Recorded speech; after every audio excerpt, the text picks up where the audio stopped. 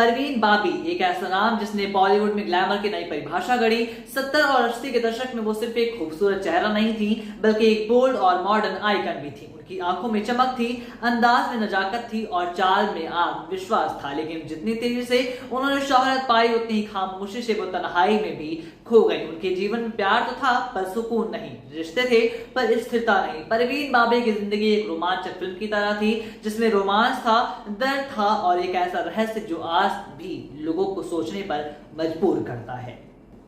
परवीन बाबी का जन्म गुजरात के जूनागढ़ में 1949 में एक अमीर मुस्लिम परिवार में हुआ था। वो पढ़ाई में बहुत होशियार थी और इंग्लिश लिटरेचर में डिग्री लेने के बाद मॉडलिंग में भी पहुंच गई। उनकी सुंदरता और आत्मविश्वास ने जल्द ही विज्ञापनों और मैगजीन कवर तक पहुंचा दिया।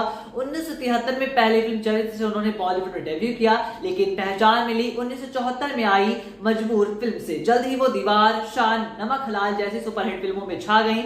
परवीन पहली भारतीय अभिनेत्री थी जो अमेरिका के टाइम मैगजीन के कवर में भी नजर आई।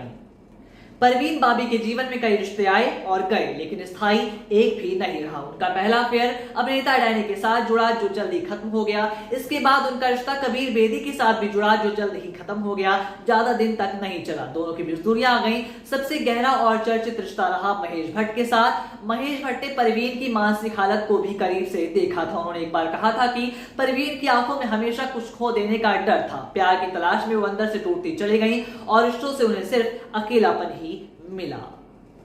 80 के दशक में परवीन की मानसिक हालात बिगड़ने लगी। उन्हें एक प्रकार का मानसिक विकार हो गया और ऐसी बीमारी हुई जिसमें इंसान को भ्रम पैदा होते हैं। परवीन को ऐसा लगने लगा था कि कोई उन्हें मारना चाहता है। उन्होंने अमिताभ बच्चन सहित कई ऐसे लोगों पर साजिश के आरोप लगाए जो कि बॉलीवुड की बड़ी हस्ती थे। डर और भ्रम के कारण उन्होंने फिल्मों से दूरी भी बना ली। 1983 के बाद वो अचानक से बॉलीवुड से गायब हो गई। वो विदेश चली गई, आध्यात्म में लिप्त रही और फिर उसके बाद कुछ समय बाद भारत भी लौट आई, लेकिन खुद को सभी लोगों से काट लिया और अकेले रहने लगी, बिल्कुल एक गुमनाम और चुपचाप इंसान की तरह।